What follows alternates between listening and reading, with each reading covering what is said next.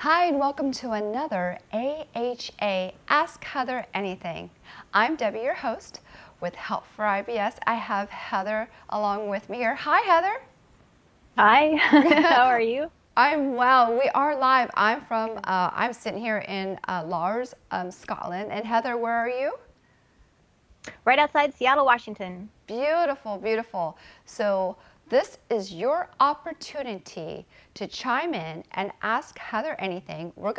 In regards to your biggest frustration with IBS, what we're gonna do is we're gonna have a fun topic today. I'm excited to see how she's gonna help us with this one. So the question today is, what kind of sweet treats and candy are IBS safe for Halloween? Halloween can actually be a great holiday for IBS, so don't be afraid of it. Okay. There's lots of ways that you can have safe trick-or-treating candy, or you could make safe treats for a Halloween party, something like that. So sugar is obviously not a health food. You don't have to eat it to keep your IBS stable. But regular old sugar, sucrose, is not a GI irritant or a GI stimulant, so it's not going to set off IBS. There's other ingredients and factors in desserts that can, but it's not really sugar that's going to cause the problem. So you can make safe treats. You can choose safe candies. There's lots of ways to work around this. So one of the safest ways that people with IBS can actually splurge on a treat is with desserts. It's probably the easiest thing to make or find safe options for. So you feel like you can indulge at least once in a while without getting sick. Wow, I love the fact once in a while and Yeah, enjoy Halloween. Yeah, you totally can. Yeah, there's no reason that you can't have, a little wide variety of little bits of different kinds of candies, and we can talk about specifics if people have questions. But yeah, there's lots of ways to have safe, sweet treats with IBS. Absolutely. Halloween can be a great holiday. Fabulous. We have already Patricia here on our feed, and she is asking the question, is there anything specific on like maybe what types of candies to absolutely avoid, run away from if you see them out there? Yeah, run away from. What's going to get you with candy is the fat and also possibly the dairy. So unfortunately, that puts solid chocolate in the danger territory. Solid chocolate, whether it's milk chocolate or dark chocolate, is very high fat.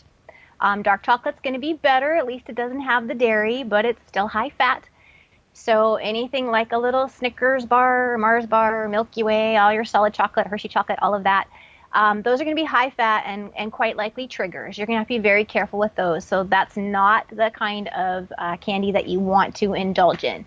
Anything that's got a lot of coconut in it, like a Mounds bar, a lot of nuts in it, anything that's caramel is going to have a lot of fat.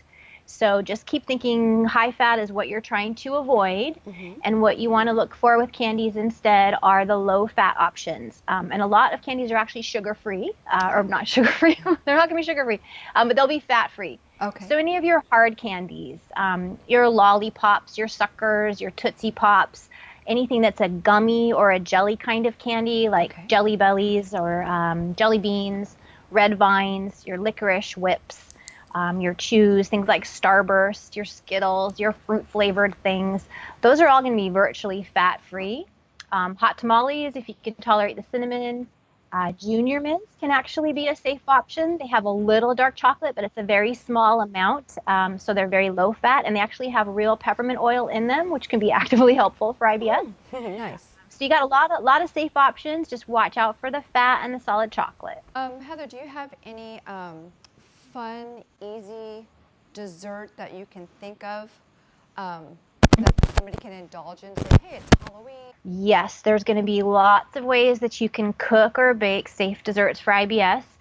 If you are really looking to plan a party and you want them, there is an entire dessert chapter in Eating for IBS, literally a whole chapter of IBS-friendly desserts.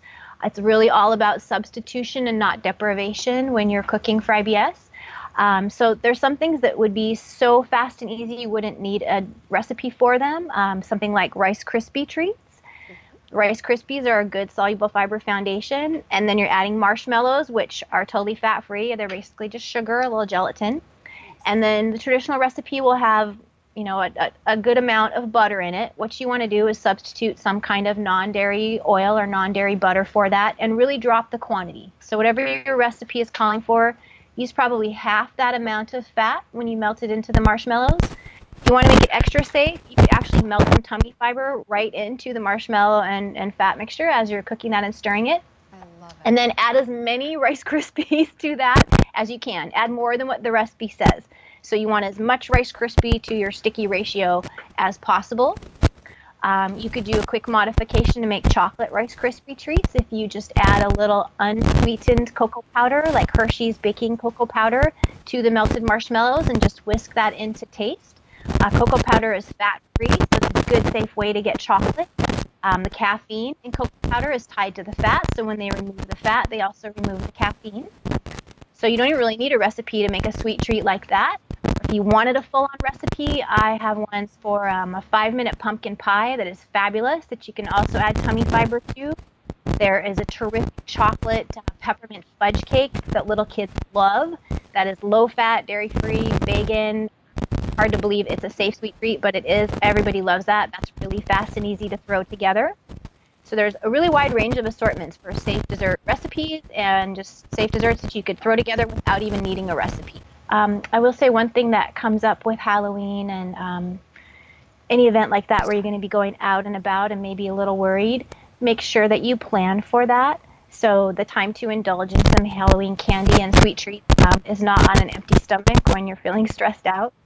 So anything like a special event coming up like this where you know you're going to be splurging, make sure that you have a safe supper first, or a safe late snack if you've gone too long without eating.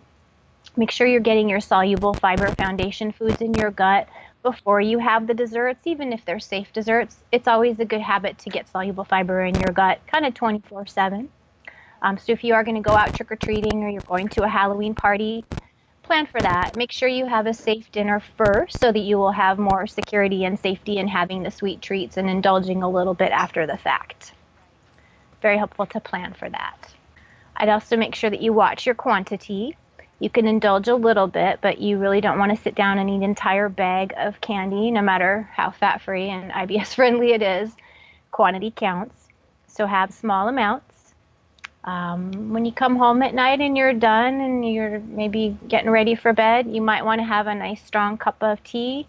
I would use the peppermint tummy tea to keep your gut calm in the face of any spasms or cramps.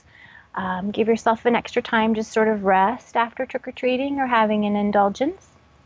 Take some extra steps to keep your gut calm. Maybe get to bed a little early if that's possible so you get some extra sleep.